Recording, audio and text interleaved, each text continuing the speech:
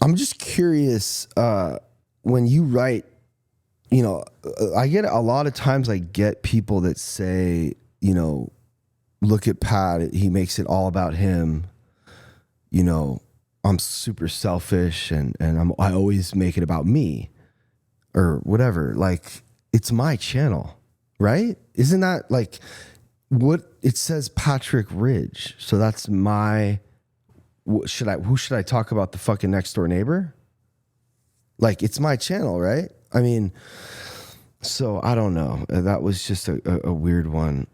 I got a comment on the last video. Someone said, oh, look at Pat, ruins the video. And 3 minutes in, makes it about himself. I don't really even know what they were referring to, but I just want to start talking more about what happens in the house and what it's like running a sober living with 20 alcoholics, living in your house.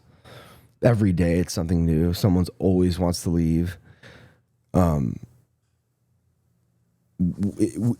you first get sober, nothing that you want to do is good for you. It's always like, taking contrary action and doing things you don't want to do, and not, it's not like everyone wants to leave Graceland all the time. It's just when things get hard, their first instinct is to want to run. So I don't know if you can imagine what it would feel like to try to convince somebody to stay in your house. It's tricky, because a part of me is just like, all right, whatever. You don't see how amazing what we're doing is, then just go ahead and go and try it out and then come back. But I don't know. One thing I have that I did want to talk about was how, like, I feel like there are two different types of people in the world.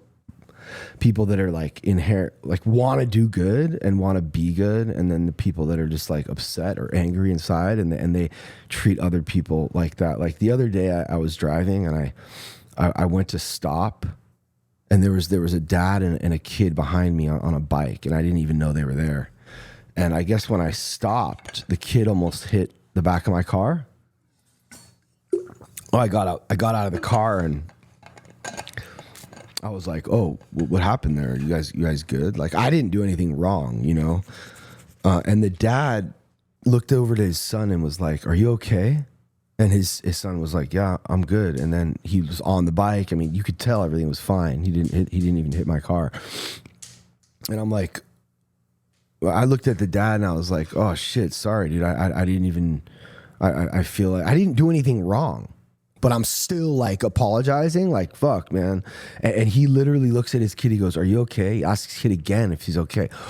He kept asking his kid if he was okay, almost like as if he wanted his son to say, like, I'm not okay, so that he could like call the cops or just fuck with me. And he's just, I don't know if it's because of like my tattoos or just how I look or whatever. Maybe that plays a part of it into it. But like, this guy was just...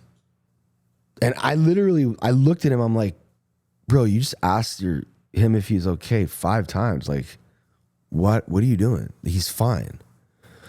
Watch people find a way to just make me out to be the villain in this situation. I don't care. I'm like, I want to leave a positive impression on the people who I meet throughout the day. And I think that we all should just try to just, like, I think he forgot what we all forget sometimes is that we're all kind of connected. We are all connected. We're like all, as one, we're all one. We're all one. Like, God is in us. We are God. God is everything. And it's like, when you put that negative shit out there, it's like, you're just hurting yourself, really.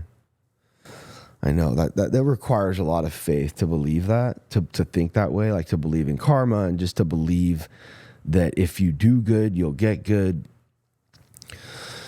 But I guess my life is a good example. Like, I have everything I've ever wanted, in my life, and I feel like if it's partly because of me just wanting to do the right thing and be a good person, I know that might sound crazy to some of you, but like,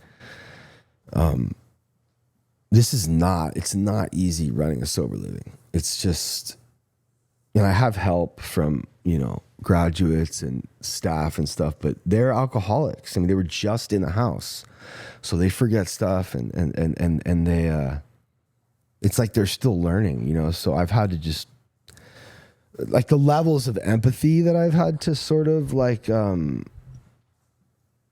learn and build and the levels of like understanding and putting myself in their shoes and just, forgiving and accepting. It's just crazy. It's like so much so that like, I don't like blame people for what they do. Alcoholics, like they're not, when they first get sober, like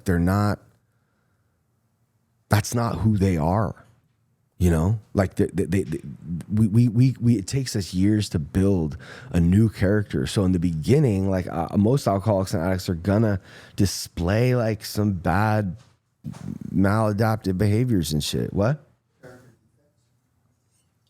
Yeah, character defects. I mean, the whole point of the steps are to see your character defects so you can be the kind of person you want to be. Because if you've been drinking and using for over a decade or whatever, you probably developed some bad habits. You have developed some bad habits, very bad habits, and a very bad way of thinking about things. Like you're the victim.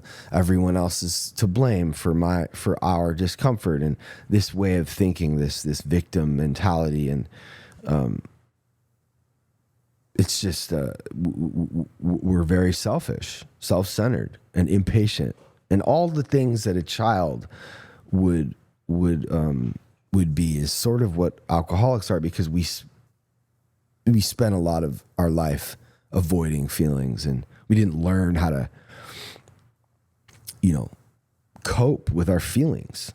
So people get really mad and at each other sometimes, and we work it out, and we're learning. Everyone in the house is sort of learning to is learning to operate, even if they're upset or agitated, and not run at the first sign of conflict or uncomfortability.